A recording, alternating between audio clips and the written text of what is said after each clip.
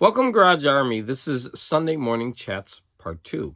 Now, I do need to say that I forgot to mention how I didn't make a Friday night video, and I didn't do my Saturday live stream. Now, if you're following my channel, you know that for the past few months, I've been picking 4 different items in 4 different genres, having a live stream about that. I got sick this month for about a week and a half, and that kind of threw me off my rhythm. I never really got back into it, and I just felt that I wasn't really prepared to do the Saturday morning show, and I was rushing through things, and I just felt I wouldn't do them justice, especially since some of the things most of them were independents by people out there in the YouTube community, and I didn't want to rush through that. Case in point is I've been listening to Josh Keach's albums, Warrior in the Clouds Part 1 and Part 2.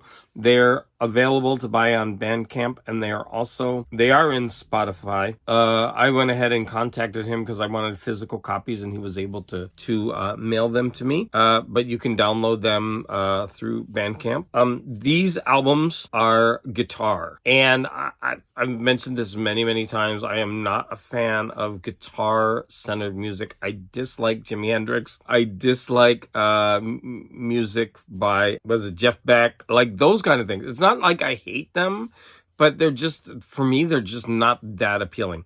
So Josh Keach's albums, they're basically guitar. That's the whole thing. And so I'm going to say right off the bat, he did not convert me into loving guitar-centered albums.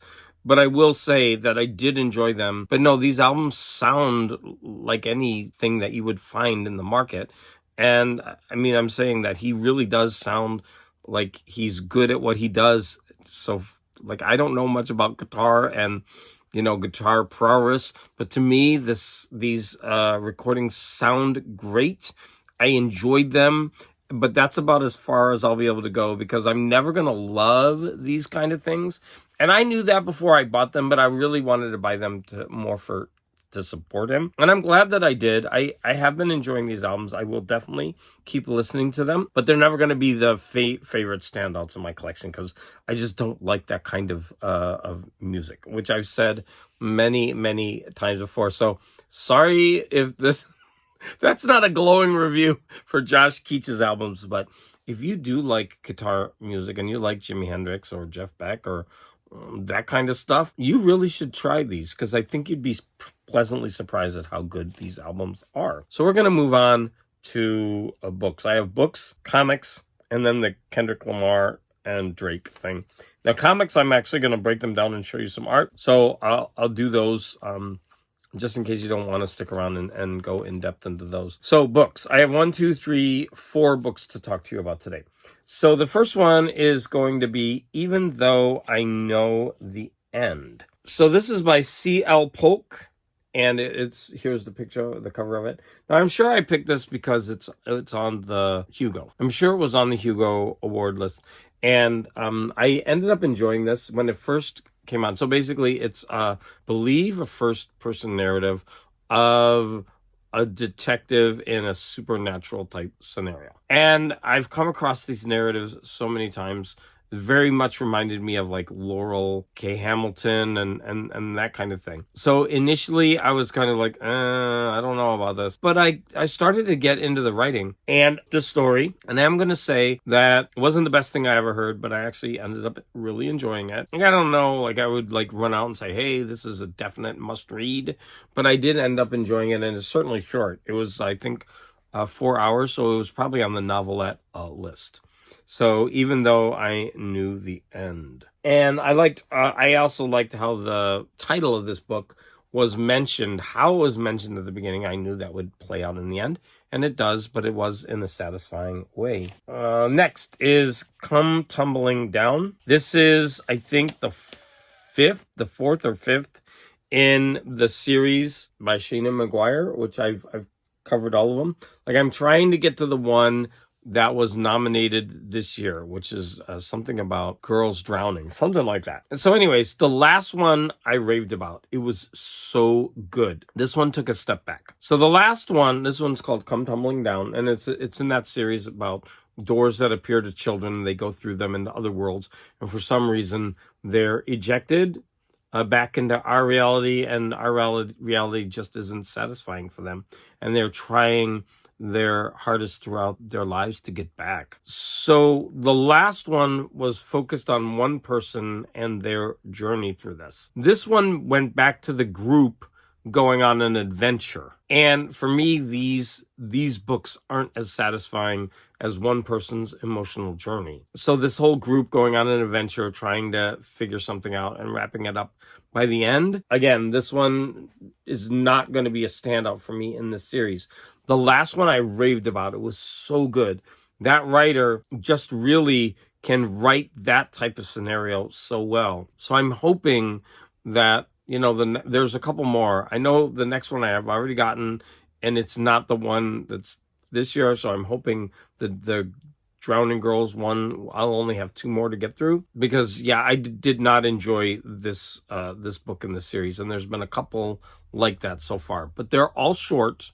They're only a couple hours each, so they're not that much of a slog to get through. But I'm not going to recommend this book in the series, but the one before this, highly recommended. The next 2 are physical books. So I was at my local book drop and I found this book. And I was like, it's Penguin. So I grabbed it. And I took a couple of, Roman history courses in college, and I certainly enjoyed it.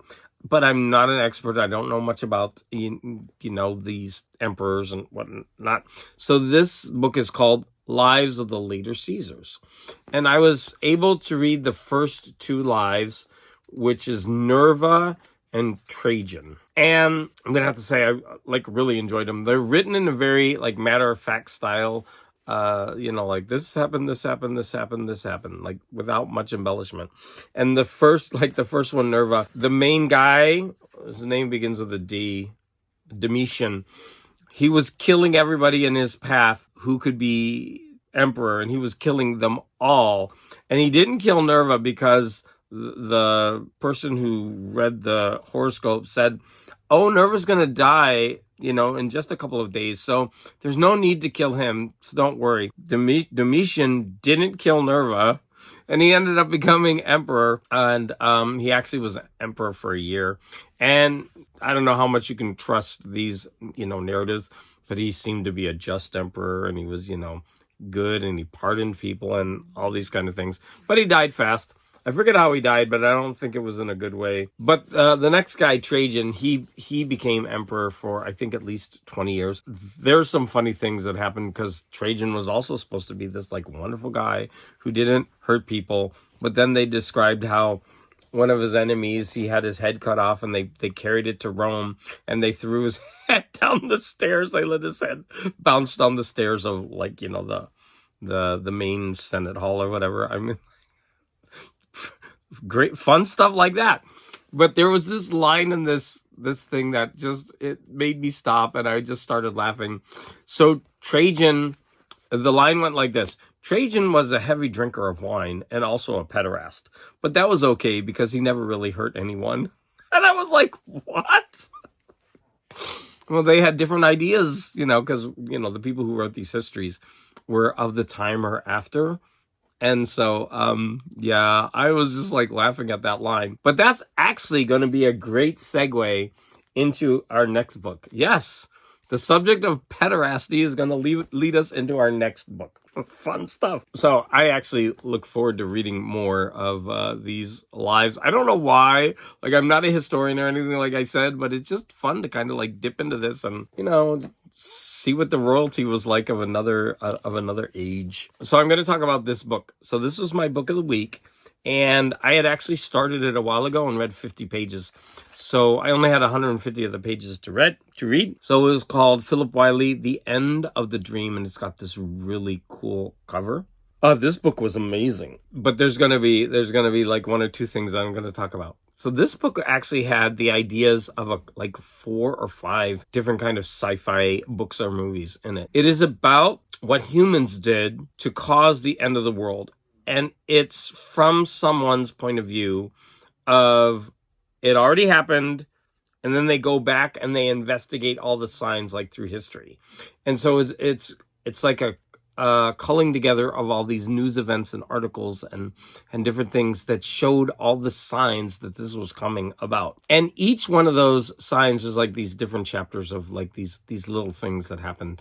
And some of them quite large as well. So you get all these different ideas that's happening, the different weather patterns, different like conditions, different, we sit on some panels of these humans and all the horrible decisions they make for all the wrong reasons, right? Because it's basically showing human greed and how human greed wins out over, if we're going to make a buck, who cares about the environment, which is so much of this stuff is true. For example, they go on and on about how everybody riots about what's going on with the environment. But as soon as they take away their electricity, they're like, nah, go ahead and kill those, that habitat because we want our electricity and our gas. It's really, really well done. This guy is a good writer. There's one chapter about how the Cuyahoga River, which we all know that, or I mean, at least I know, and maybe you don't. The Cuyahoga River caught on fire, and Cleveland was the butt of jokes throughout the nation for a long time after it. But it was a symptom of something that was going on, how we use the industrial areas of this country, and then when something goes wrong, like we kind of just laugh at it. But there's a reason that these things, these environmental catastrophes happen. And all, they did was they laughed at Cleveland. And I'm from Cleveland, so that was kind of like, it happened when I was really, really young, right? But I still kind of remember that, like what was going on. And so there's a chapter in here about how the Cuyahoga River doesn't catch on fire, it explodes with the force of an atom bomb, and it destroys all of Cleveland. It's like, and they explain why and how it happened and what led up to it. It's fascinating stuff.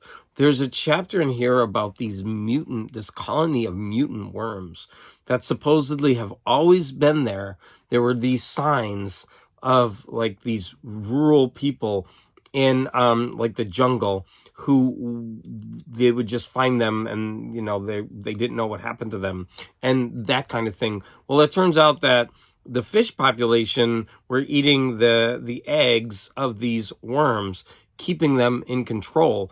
But with the total devastation of all the fish, these worms went out of control, and these things are the stuff out of Stephen King, right? This like massive rolling carpet of these worms that latch onto you like leeches. And then when you try to get them off, they sting you with a toxin and you become paralyzed. And then they just call all on you and they suck you dry of your blood. And they just move in this rolling carpet. And that's just one chapter in this book. And it talks about like everything that was preventable that, led to the end of the world. I loved this book. If you couldn't tell, like this was a fun thing to read. I know it sounds gross, right? But it's like very matter of fact, like, you're reading news articles of these things and commentary on it. There's this one really weird, I know you're wondering like, how does this tie in with pederasty? So there's this one chapter. Before I get to that, there's this harrowing chapter of something that happens in New York where they invite everybody in against everybody's wishes to go shopping, and this environmental catastrophe happens, and it's crazy. It's told from the point of view of somebody who was there trying to escape it.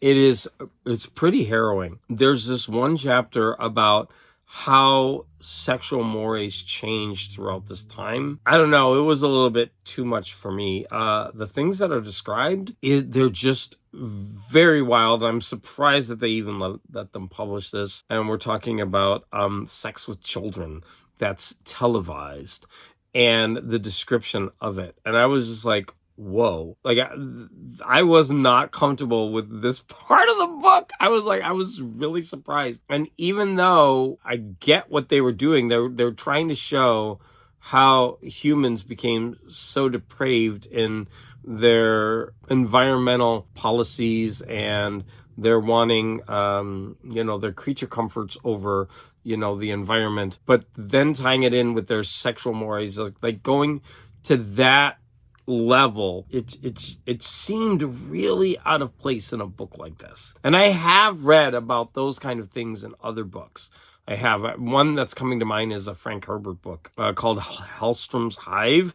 I remember there's this idea of like sex with these stumps, human stumps. It's like so bizarre. But anyways, back to, and I've read other books where, you know, the human race descends into sexual depravity, but this one was like, you know, televised and chosen, and I don't know. That's the one sour note. That one chapter was just weird. Otherwise, this is an amazing book. I know that like one chapter is like kind of like ruining it. But I loved this book so much. It was so much fun. It was a doomsday scenario book that was, you know, it jumped from idea to idea. And so you got this complete picture of environmental chaos. And yeah, just a great book, except for that one weird chapter. And that brings us to comics and Kendrick Lamar versus Drake. And I'm going to say that I'm going to do the Kendrick Lamar versus Drake. All right. Technically, Taki asked me to cover this, and this is something I wouldn't normally cover. I'm just not the person to do this. I don't normally listen to rap music. And that's not to say that I don't like rap music. Every time I actually listen to rap music, I ended up really enjoying it. And it's the same with this. There's a playlist on Spotify that's broken down into 2 parts. And all the songs are there. There's about 8 of them, I think. And I listened to all the songs and I really enjoyed them. I don't think I listen to rap for the reason that I often use music as a background when I'm reading. And so for me, rap just won't fit into that because of the lyrics being, you know, it's supposed to be in your face. You're supposed to focus on the lyrics. There's, you know, and so for me, I just kind of have moved away from that type of music. But like I said, when I do listen to it, I find it really engaging. So Kendrick Lamar won the Pulitzer Prize, I think, or the National Award for one of his albums. And I wanted to investigate that, and I did. I listened to 2 of his albums. There was a blogger who broke down each song, and I came away with a new respect for it. I understood it better after going through that process. Also, I'm going to say that there's a lot in rap that I just can't relate to and I don't understand. There's a lot of slang that I don't understand. And there's a certain element of rap that I just disapprove of, and they're very apparent in these songs. And it's the language. I'll be honest with you. I'm not that much of a prude when it comes to swearing. If it's got a purpose, I don't mind it, like in movies. But it seems to be that it's used a lot, and I'm coming off as sounding like a prude. But yeah, there is just too much swearing, and so many children listen to this. It's not like they're restricted from access to this. And I do want to say that when it comes to this rap battle, I heard about it first from my students, and they're 12 and 13. And then I did hear about it from a coworker who's much younger than me. She asked, "Hey, what do you think about it?" I'm like, "Oh, I don't know anything about it." And like, "What do you think about it?" She's like, "Well, I think it's really cool because it's pushing, it's getting these rappers, you know, to hone their art and put out something, because they're putting out these songs like really fast, and it's immediate because people have access to it because of streaming. And so it's forcing them to kind of like hone their skills as writers. And I get that. But there's an element to these songs that I really disapprove of. And it's the fact that they blatantly state, "I want you to die. You need to die." This is something that I don't like, because children are hearing these, and these are kids, artists that they look up to and they're listening to. And when I know an artist's job, that's not what they're there for, but they've got to know that they have influence on these young people listening, and they're spouting all this hatred. They bring their families into it. They denigrate all the people around them. They keep talking about their women and how bad the women are around them, and not only the rappers themselves, but their women around them and their children. And to me, I don't think that's acceptable to do, but it's being done. So I've really got a love-hate relationship with these songs, because some of the rapping on these albums, the flow, like the first song isn't by one of these, it's by somebody else. And the speed, the way he presents the lyrics. It's just like nonstop. He's really, really good. And then when like halfway through the song, like for example, I think Kendrick takes over, there's a definite shift in style, but he keeps it going. And I'm just going to say that I really did enjoy these songs, but I do have a problem with the content. And I knew that going in that I would have that problem. I was hoping that these songs would change my mind. They didn't. So technically, Taki, I'm an old white dude examining rap. I have really no place doing that except you asked me to do it. I think my opinions are valid since I'm technically an audience member now, since I did listen to it. But I am removed several times from this music just because I don't engage in it enough to know a lot of the background. And I am biased because, again, I think there's some inherent problems in that, the way their treatment of women and the language. I think like the first song starts off with ho, ho, ho, F that ho, like do it. Like, I mean, it starts out like that way. It's like this denigration of women. And then I actually watched that video, which was a mistake. It's a beautiful video. The way it's shot is amazing. But there's this woman, like at the very beginning, this woman twerking. And she's just like twerking. And then they show her butt moving up and down. And she's like twerking against a guy, just going like this, like against the wall. I'm like, okay. I don't know if I should stop there, but I was just like, I don't know how to react to this. But it did a lot of things artistically beautiful. Like in one shot, half the screen was like a cartoon, and the rapper, he's rapping, and then all these dancers come around him, and they're like in these black tutus, and he walks over to the one side of the stage and he turns into a cartoon and he starts doing some stuff. And then he walks back in, and as he's going in, he comes back into human. I thought that was beautifully done. And then there's another part of the video where there's about 5 or 6 different like windows. And I mean, I don't mean windows, like screens. And you're like focusing on what to watch in each. And I thought it was so well done. And I really wanted to watch the videos for the other songs, but that was the only one I got to. But that woman at the beginning, like just twerking with her butt going up and down, I was just like, how am I supposed to react to this? It's just so out of my experience. Okay, I'm gonna move on. I'm gonna talk. So technically, Taki, I did that for you. It's probably going to be damaging to my career as a YouTuber, but hey, I did it. I'm going to talk about some comics, and I'm going to break them down. So the first one that I want to talk about is The Complete 8-Ball. So I have read 6 of the issues, and I've got to say that I absolutely love this comic. It is so good. So good. It's funny. It's poignant. There was one chapter that I couldn't believe because I had been laughing the whole time. But when I got to this one chapter, I stopped laughing and it became very serious. And it was a Stan Lee type at a dinner honoring him. And in the audience are all the people that he's worked for, and he pays them homage as he's talking to the crowd. And then it will go, like, as he mentions each one and gives them thanks, it goes back to the past and shows how he treated them in the actual moment. And I stopped laughing. It was harsh. And I know it was supposed to be funny, but it was too true. And so there are moments like that in this book, and I'm sure there will be more. Like, this is masterly done. It is so good. There were parts I was laughing. Laughing so hard. I'm going to show you a couple of scenes. Now, there's this one short comic about a young girl who's tired of her straight-laced parents, and she meets these friends, and they're secretly Satanists, and they're trying to convert her.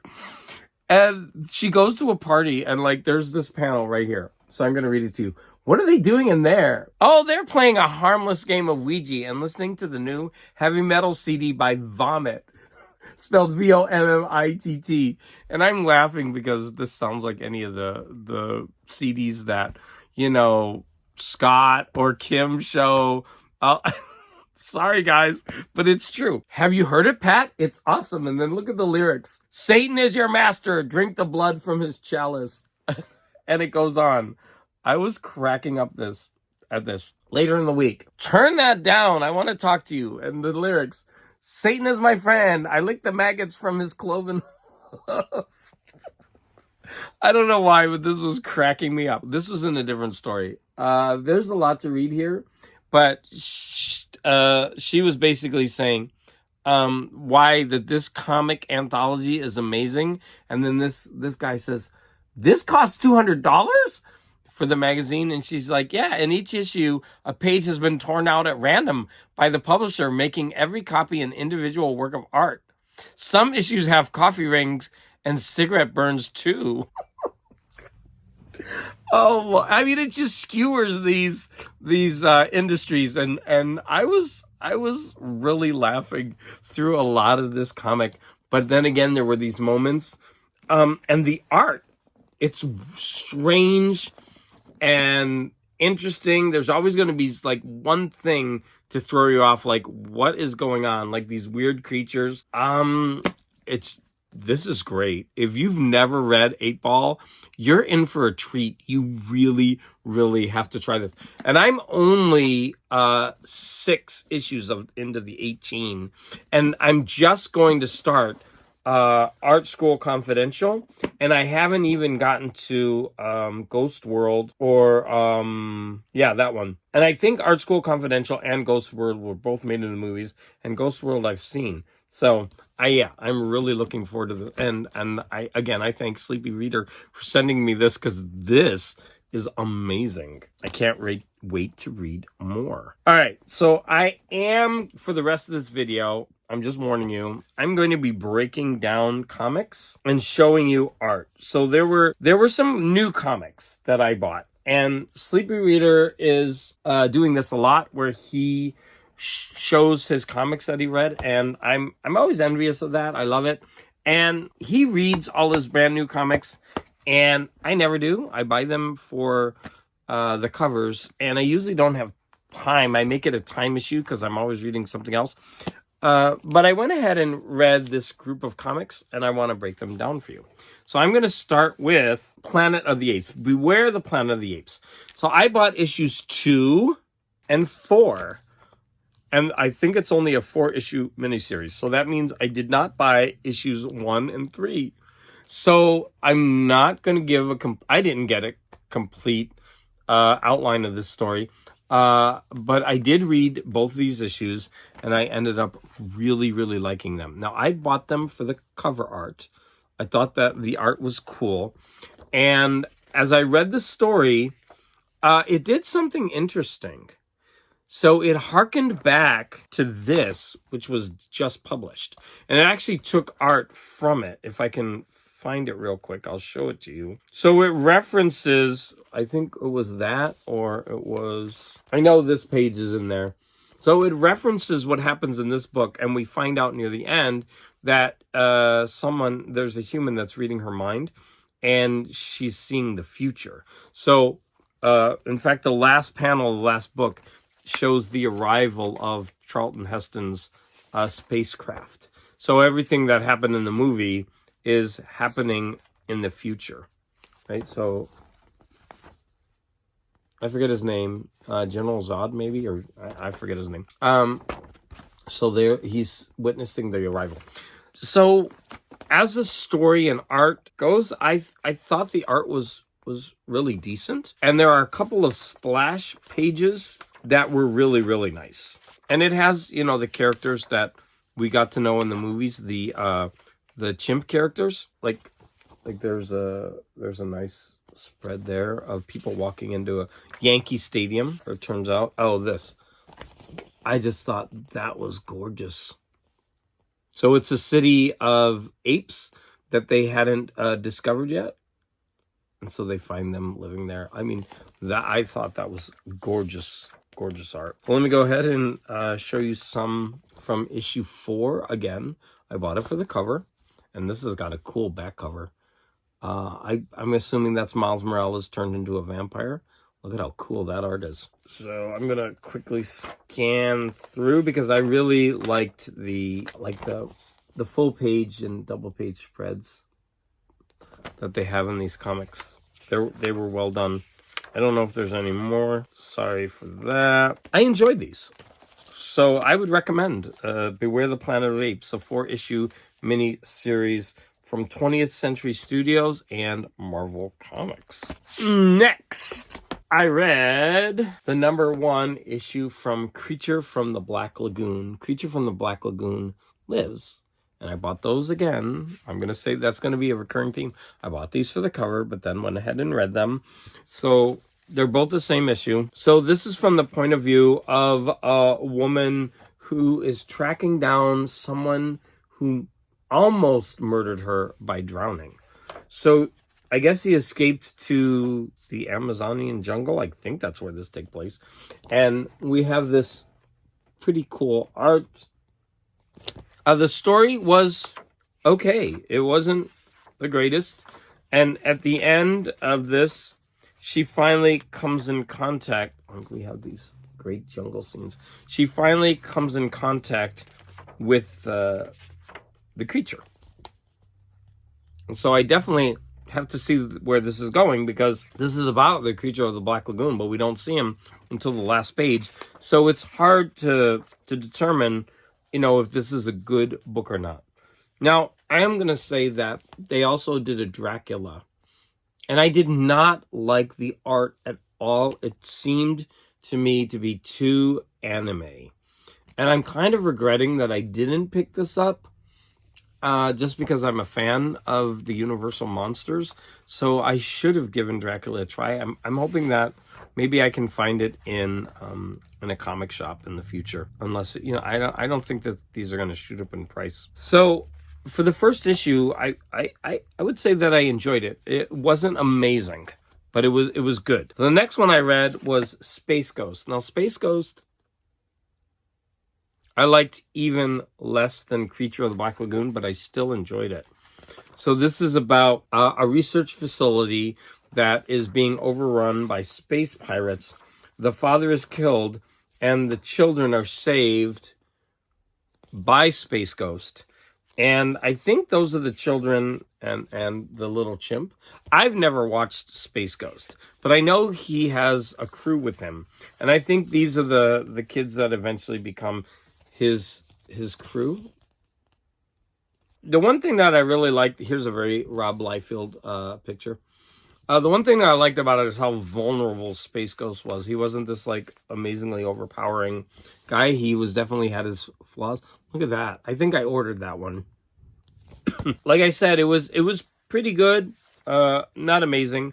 I would read the next one, and I think I will because it's coming in the mail. Next and finally, we have Wonder Woman #8, gorgeous cover. Now, when I open this up, DC is doing a really cool thing.